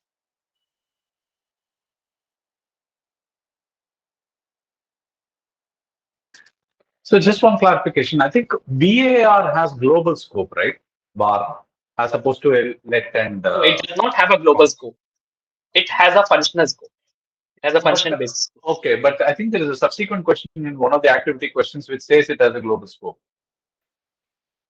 Yeah. So, Alec. So this is sometimes related to what we were discussing with reference to this question. Right now, you see that there is no function involved, right, in this entire program. So Right. if there is no function involved in the entire program, that means you can say any variable created using var keyword has a global scope. Okay.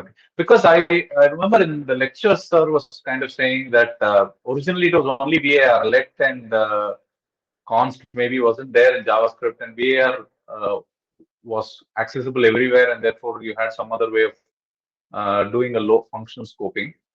So there's some content like that in the video. So that's why I thought VAR had a global scope. var has a function-based scope, but yes, if there are no functions that are being involved in the entire program, you can understand that it does have a global scope, at least for that program. Similar way, if you are creating variables using let and const outside any local scope, then those can also be considered to be having, global scope. Okay. So in the similar way, we can also create variables using VAR outside the scope. Yes, of course. That's what I did when I was trying it on the console, right? This is the first statement that I typed. So you just have to keep one thing in mind, that if you are creating it inside a function definition, then it cannot be used outside that function scope. But if you are not creating it inside the function definition, I'm talking about VAR keyword specifically.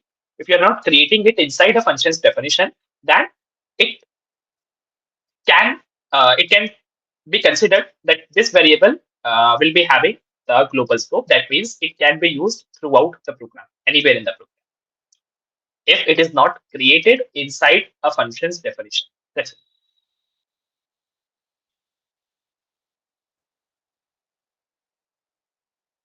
Okay. Is there anything else with respect to VAR let and const?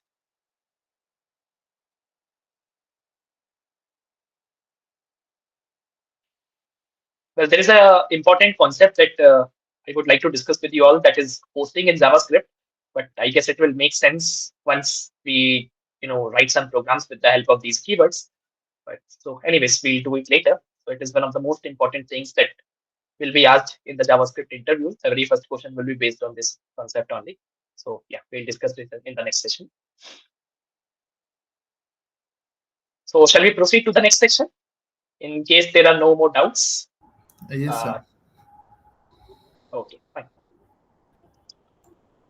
So we'll move to the next session, that is AQ 1.4. So which of the following is not a reserved word in JavaScript language? Const, else, and while we have already seen. Okay, well, you may not have seen while and else so far, but yeah, int is basically a keyword in C++ language or in Java language as well.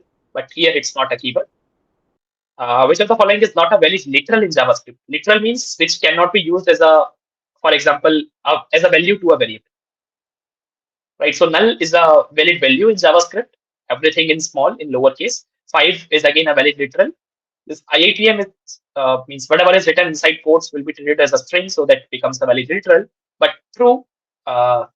So in case of Python, this is a valid literal because the Boolean values they start with uppercase letters. But in JavaScript, the Boolean values they are all in lowercase. That means if the T would have been in lowercase here, this would have been valid literal. But right now, this is not. Okay. This can be treated as a variable, but it is not a valid. If we would just convert this uppercase T into lowercase t, then this would become a valid literal, valid Boolean value in JavaScript. Which of the following is not a primitive data type in JavaScript language? So long int. Long int, it is again taken from C++ language. Which of the following is not a reserved word in JavaScript? DEF. Okay, DEF is the one. So this is the way we basically define functions in Python language, and there is nothing like this in JavaScript language. So which of the following is true regarding primitive data types in JavaScript? These are not objects, of course. Primitive data types, object is basically a different thing, and these are not the objects, and objects and primitive data types cannot be compared with each other. Int is a primitive data type. Well, there is nothing like int in JavaScript, so of course this statement is wrong. Number is a primitive data type. Yes, it is. And undefined and null are also primitive data types. Yes, they are. So I guess there are about 6 or 7 primitive data types in JavaScript language. Number, string, null, primitive, null, undefined, object. There would be Boolean. I guess there would be 1 or 2 more. Yeah, you can just get a list on the web. So yeah, these are all the true options with respect to this question. So int, as we discussed, it is not even a valid thing in JavaScript language. So it is not a primitive data type, and primitive data type are not objects.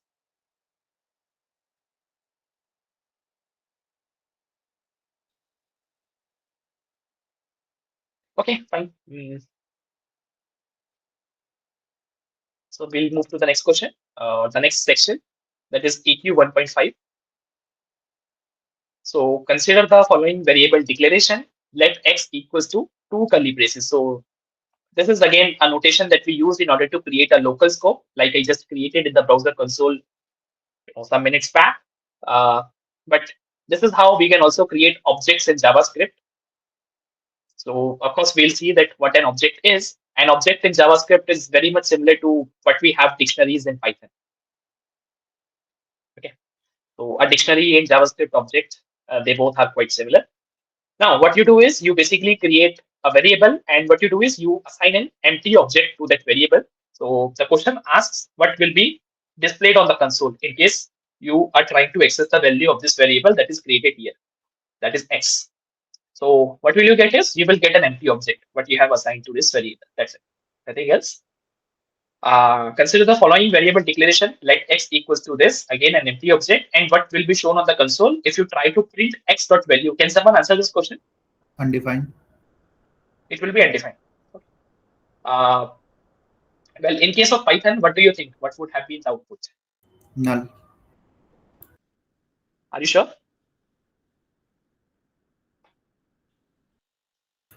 I think so, sir. Because undefined Python, is it not would give there a in key error. Python. It would give a key error.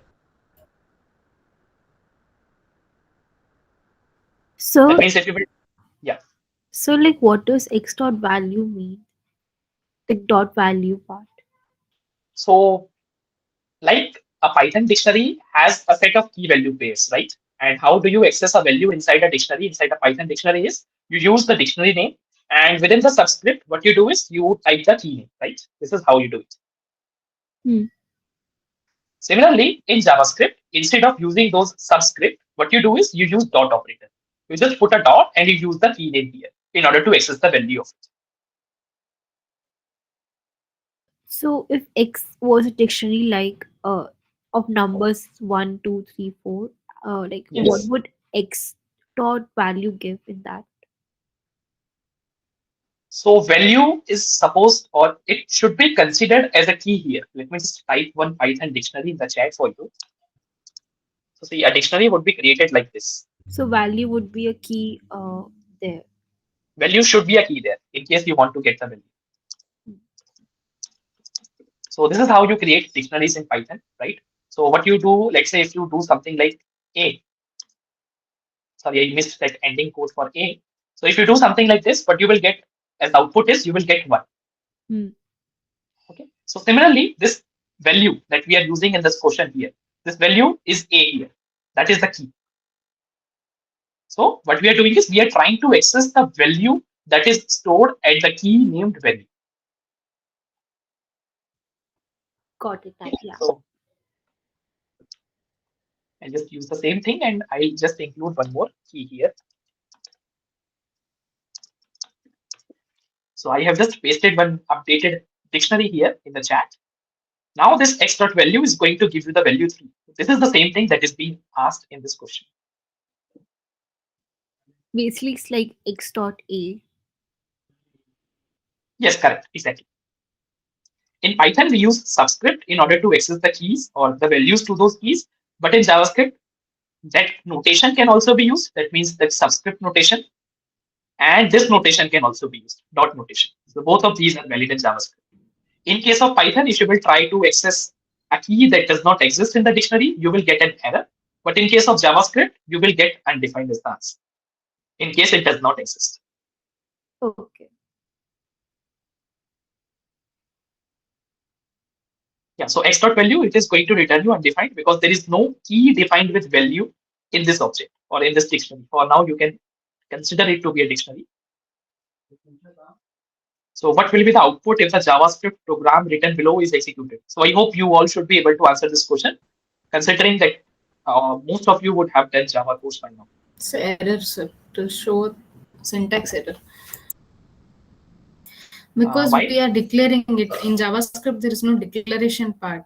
Unlike C or C++, we just initialize the variable with the value, and we have not initialized the variable with the value here. I think, sir, we can declare the variable using let, but we cannot declare the variable using const. So it is throwing error. Well, correct. So if you want to create a variable using const, you have to make sure that you also do the initialization in the same line. If you miss the initialization and you just do the declaration, that is going to generate an error because it is a const variable. What is a const variable? The value of which is not expected to change. And if the value is not expected to change, you have to tell the compiler or the interpreter what the value this variable is supposed to hold. Okay. This is not something that is specific to JavaScript language, but this is the behavior that you will find across the programming languages, be it C++ or Java. You have to assign a variable, or you have to initialize a variable at the time of declaration in case you are declaring it const. I guess in Java, we use final instead of const. Okay, so the syntax error will be caused due to the absence of initialization. The initialization should also happen at this first line itself. Okay, it is not happening due to this console.log. The control won't even reach the second line. The program will be terminated at the very first line itself because the variable has not been initialized. So don't think that console.log x is going to generate the error. No, it will be the first line itself that will generate the error. Okay, so yeah, the answer will be it will throw a syntax error. So consider the following code snippet. Here, what we do is we create a variable x with the help of let keyword. And in the very next line, what we do is we just assign some value, some new value to that variable. So of course, there is nothing wrong in it. And we are going to get the value 50. It is like, creating any variable in Python and then assigning it. So consider the following JavaScript program. Okay, so here you can see that this is an object. Obj is basically an object, just like Python dictionary. This color is what? This color is basically a key here. In Python, if you are using, non-number as non-integer as a key to the dictionary, then you must use quotes there. But in JavaScript, it is not required. So this color is basically a key, and the value to that key is red. Then what you are doing is obj.change color. After creating the object, you are just adding one more property to this object. This might look a little bit complicated to you right now, but of course, it will come with programming experience once you will start coding in JavaScript language. I hope you will be able to grasp quickly. So what we are doing here is we are creating another key inside this object or this dictionary, the key with the name change color, but the value that key is going to hold is not going to be a string value, or it is not going to be a integer value. It is going to be a function. As you can see, we are creating a function here, function. This function takes one parameter color, and what this dot color is, well, again, this is something that would take you some time to understand in case of JavaScript. But for now, what you can understand with the help of this is, as you might have seen in other programming languages, this always refers to the calling object, right? In Python, we use self in place of this. So even in case of self, it basically refers to what? It refers to the calling object. So this is what? This is the one who is calling this function. So who is calling this function? This obj is calling this function. Okay. So this is going to refer to what? This is going to refer to obj. Now what happens is in the second line, you create a new key or a new key value pair in this existing object obj. The name of the key was change color. The value to that key was a function. What that function does is it takes an argument and it simply reassigns the color property in that object to what it gets as argument. Okay, so color is what is getting as the argument here, and this is, since this is referring to obj, so you can just replace this expression to be obj.color. So obj.color is going to refer to this which you have created here. So that means whatever color that you will pass here in place of this, it will be replaced with this red here. So once this program finishes its execution, you will see that the output of this obj.color will be what? Will be green. Because with the help of this function, what we are doing is we are changing the value to this key named color. As I'm saying, this might look a little bit complicated as of now, but yes, hopefully you will soon understand it once we'll start programming practice for JavaScript.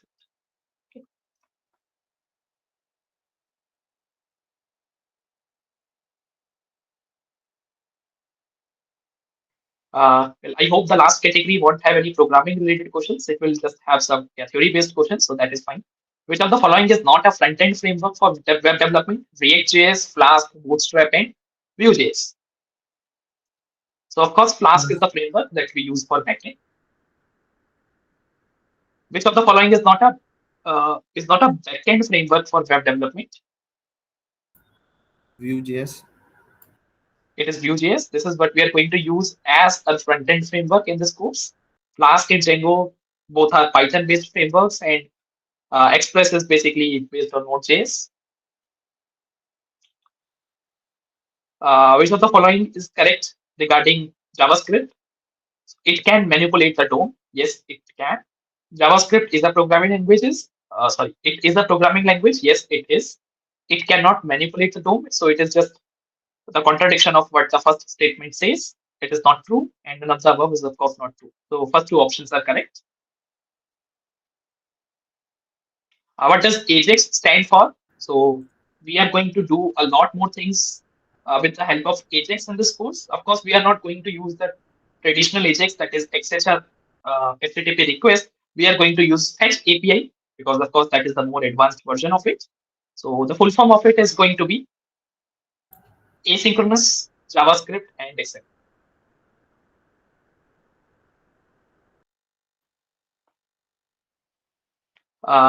All right, so I guess we have covered all of the activity-based questions for the first week. Please do let me know in Can you case. explain that programming question only explanation? Sorry.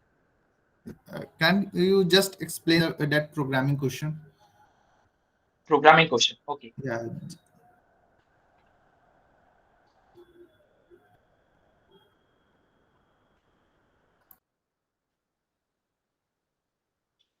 So you basically have to write the definition for three functions here. One is calculate simple interest, one is calculate compound interest, and the last function is going to be extra amount percentage. Now, what we are going to write in the definition is given here. Let me just give you some insights about calculate simple interest function. So a brief explanation of what this function does is being given here. What it does is it just calculates and returns the simple interest depending on the values that this function gets as arguments.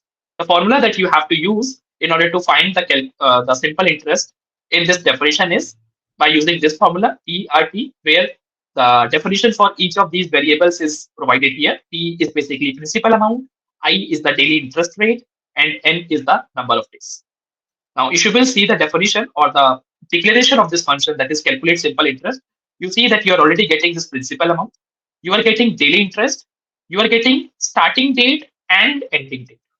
And what you need in order to find the exact value that this definition is asking for, you need principal, daily interest rate, and number of days. That means you already have these two values ready with you. One is principal, the other one is daily interest rate. What is remaining is number of days. How do you find number of days? You have to subtract the starting date from the ending date. With that, you will be able to find the number of days.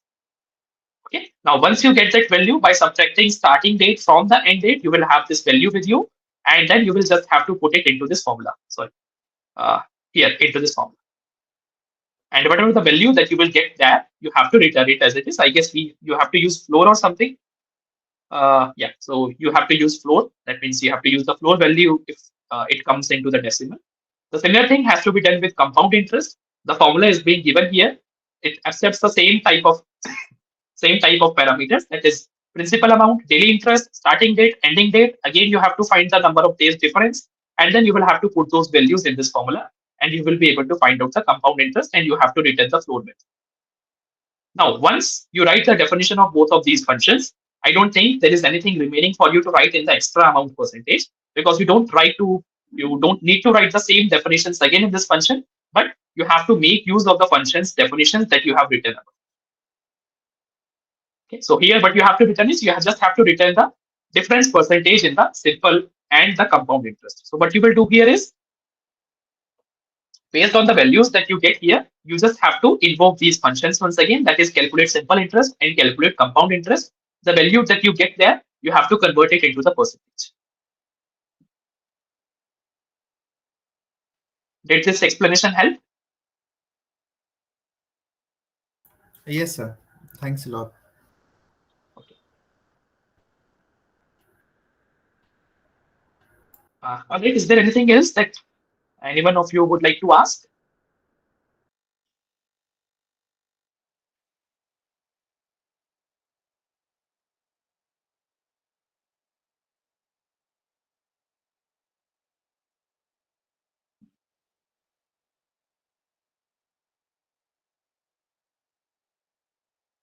Okay, all right. I think you guys seem to be having no more questions. Let me just stop sharing my screen.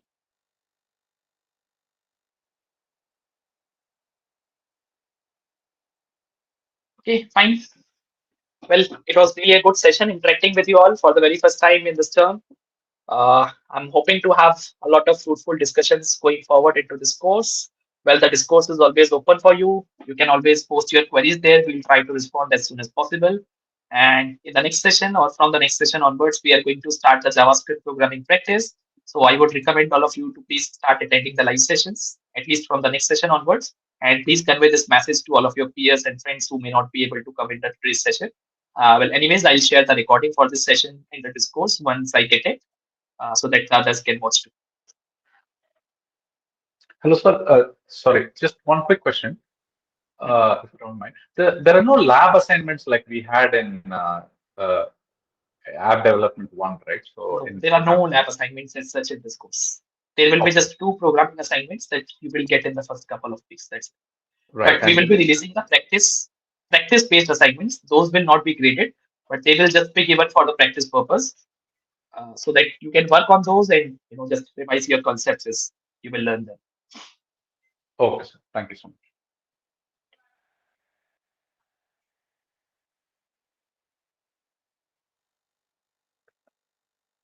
Okay, all right. So let me stop the recording for this session.